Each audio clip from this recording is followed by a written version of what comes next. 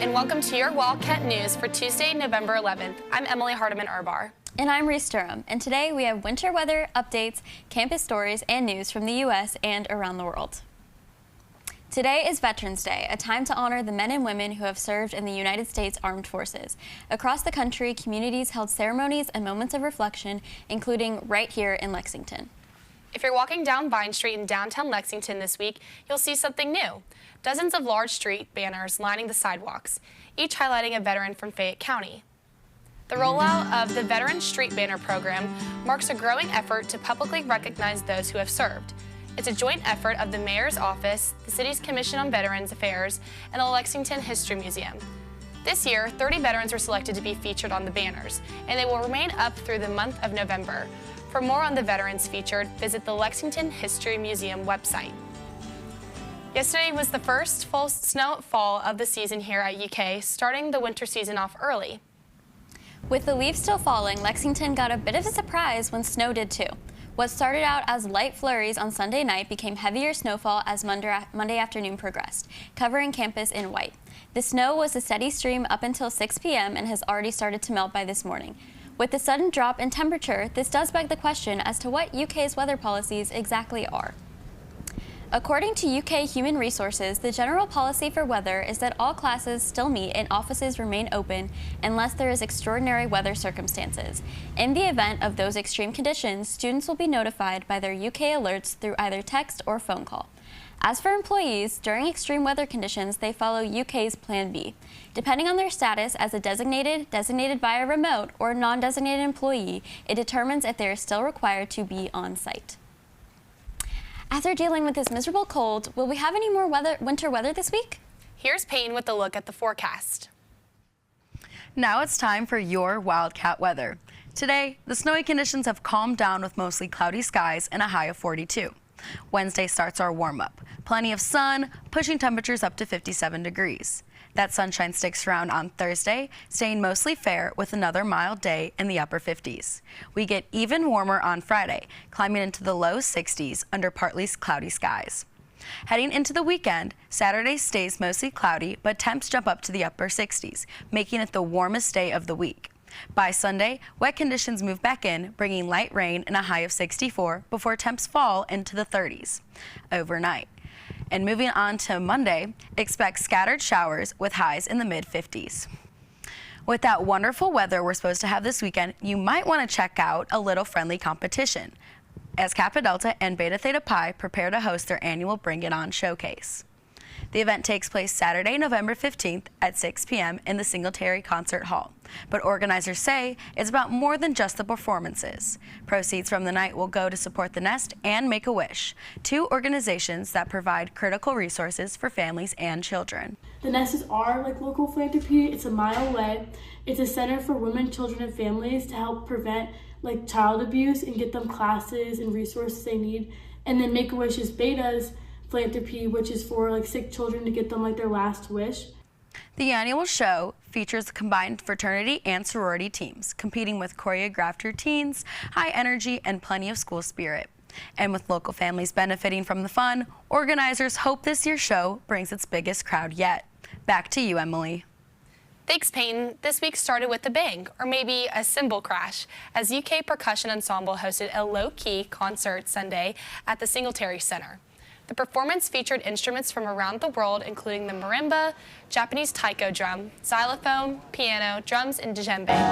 Director Dr. Matthew Geiger says the work for each performance is about discipline and allowing students to vibe. We meet all the time, completely separate from bands, orchestra rehearsal. And so what we like to do is make our own music, be the melody, be the harmony, be all the rhythmic elements all together. When we put it together, we get this really great product that we think everybody would enjoy.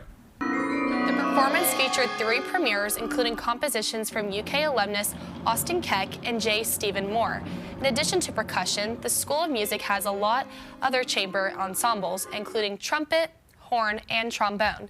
Keep an eye on finearts.uky.edu/music for upcoming performances. UK celebrated First Generation Week, hosting events for students and staff to come together last week. The International Student Service Building, attached to Lucille Little Fine Arts Library, turned into a space for connection Thursday afternoon as first-generation students, faculty, and staff gathered for a special mixer. Ron Jackson is one of the event's leaders. The event brought people together to share stories, answer thought-provoking questions, and celebrate what it means to be a first-gen. I want to raise and elevate the first-generation experience, and I want to make sure that this is celebrated, because a lot of us that are first-generation students traveled a different path and didn't know what the path was going to be to get here. I'm first generation, so this was the community that found me, and I found it my way over there too. And just seeing how supportive everyone is, and just knowing that there was going to be a community of people who were could share the same experiences as me, it really just felt like a warm place to be, somewhere that I needed to be. With music, conversation, and plenty of food, the mixer created a welcoming environment for everyone who stopped by. Participants said events like these help build a stronger community on campus.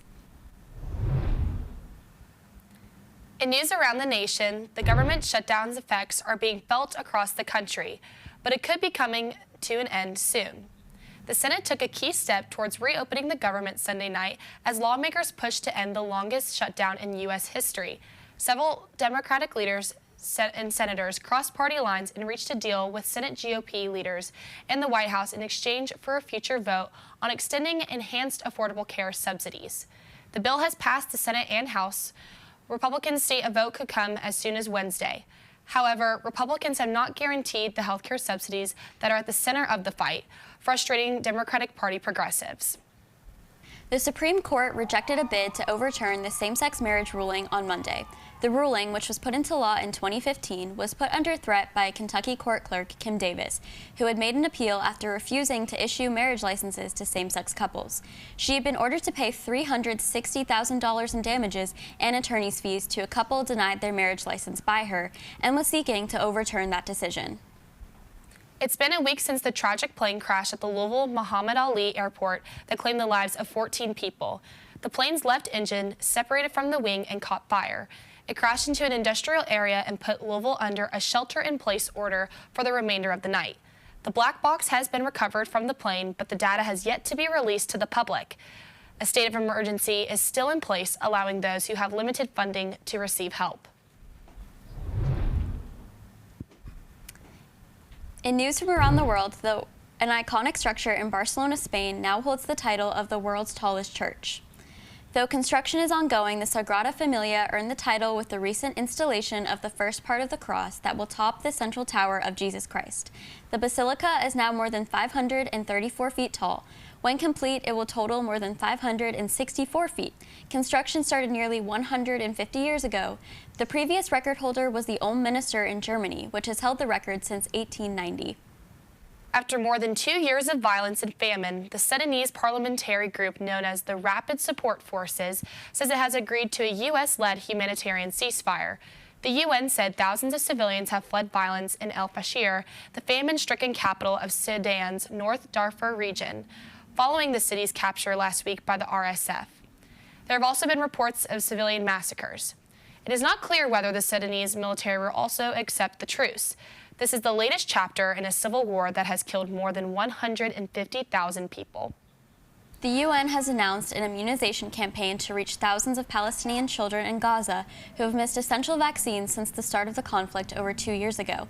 The campaign hopes to reach 44,000 children with vaccines and malnutrition screening. Aid has resumed into Gaza after a U.S. brokered ceasefire came into effect last month, but needs remain high after months of undersupplied shipments. The UN also states more than 1 million children are in need of mental health and psychosocial health. Stay tuned for updates on Kentucky basketball, volleyball, and more. Getting you up to date on that is the man who knows it all, the herald of highlights, our very own sports maestro, Anthony Nava.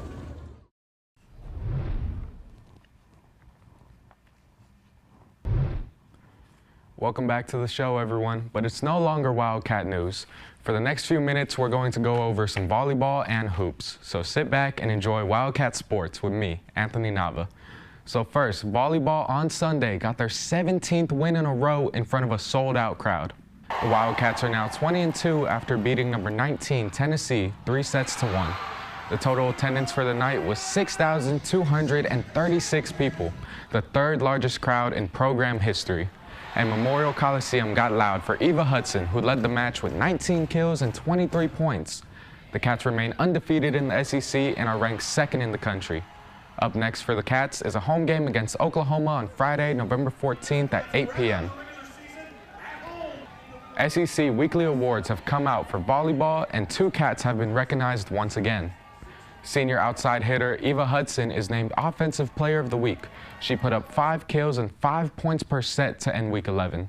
This was her second week in a row receiving SEC honors, and it was her 3rd honor of the season. And also, Cassie O'Brien gets her 8th SEC honor of the season and 7th honor in a row. She received Co-Freshman of the Week. O'Brien averaged 10 assists per set in Kentucky's 2-0 week and had a 40-assist night versus number 19 Tennessee. Congratulations to those two, and once again, you can see them play Oklahoma on Friday, November 14th at 8 p.m. in historic Memorial Coliseum. A team who also plays in Memorial, Kentucky women's basketball, has moved up a spot in the rankings. The Cats are now ranked 23rd in the country after a 3-0 start to the season.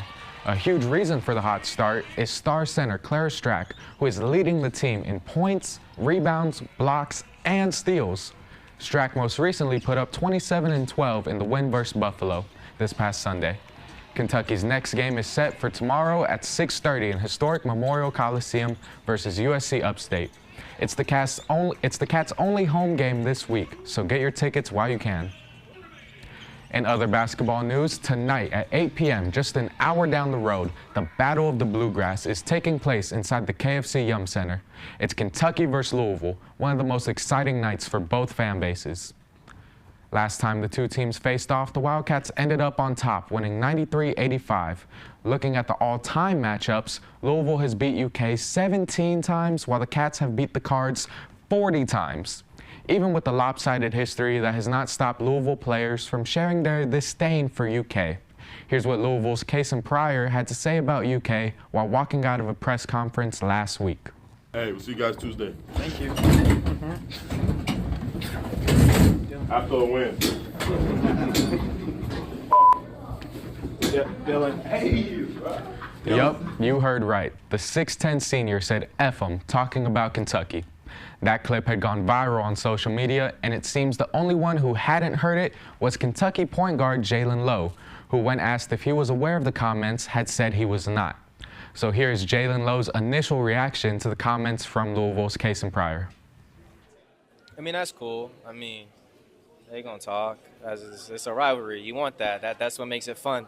So by all means, they can chirp. I think we'll save our chirping during the game and after the game when we win. And, we'll just leave it at that. Well, now with some good old-fashioned smack talk from both sides out of the way, all that's left is for some hoops, just like the good Dr. James Naismith intended. Kentucky versus Louisville, tonight at 8 o'clock inside the KFC Yum Center. Tune in or get tuned out. And speaking of being tuned in, I hear Colin has the scoop on a different type of sports league. That's right, Anthony. Here in Lexington, there's a great recreational sports club for the more casual athlete like myself. From softball to kickball, the Lexington Sports Social Club has something for everyone. With fun recreational leagues and more competitive but still good-natured tournaments, the club hosts a place for anyone looking to make new friends and stay active. Morgan Light is LSSC's owner. It may sound cliche, but the most rewarding part is the people. When someone says thank you, this is the highlight of my week, something that I look forward to. With cold winter weather just around the corner, the club will be hosting several indoor leagues so you can stay warm while you find your competitive spirit. It's incredibly rewarding for someone to cherish what you do and what you put all your time and effort into. If you're interested in joining a league, you can learn more at lexingtonsocial.com. Now let's head back to Emily for a special anniversary. One of the most beloved TV shows for generations of children and their parents had a birthday yesterday. Sesame Street turned 56. The public television show was created by Joan Cooney, a former documentary producer for PBS. Cooney wanted to create a show for preschoolers that was both entertaining and educational. She also wanted to help underprivileged 3- to 5-year-olds get ready for kindergarten. Cooney hired Muppets creator Jim Henson to create a cast of characters for the show. Some of those include iconic figures like Big Bird, Cookie Monster, Bert and Ernie, and of course, the ever-famous Elmo. And they're still popular today. And the show has lived on now for 56 years. It is estimated that some 80 million Americans have watched Sesame Street since its debut in 1969. After yesterday's show, are you feeling ready for Christmas? The holiday is just around the corner, literally for residents of Midway. The annual old-fashioned Christmas kickoff was held last Saturday that featured Christmas decorations, clothes, and of course, Christmas music. Around 24 vendors lined the streets, and several shops around downtown were also open for visitors to browse through at their leisure. Visitors could enjoy a warm beverage at the coffee shop, and a hot dog stand was popular with families. This is the first of several Christmas events in the town. A European Christmas market starts this Friday the 14th and runs through December 19th. So, Emily, what's your favorite Christmas song? I really like Rocking Around the Christmas Tree by Brenda Lee, and then also There's No Place Like Home for the Holidays by Perry Como. Yeah. Those are good choices. I'm a big Mariah Carey fan always. Oh yes, it's time. Well, it is time for today's show to wrap up, and that's all for today's Wildcat News. To keep up with the latest news and updates, follow us on Instagram at Wildcat News UKY. We'll see you next Tuesday at 1 on Twitch for more. Have a great week.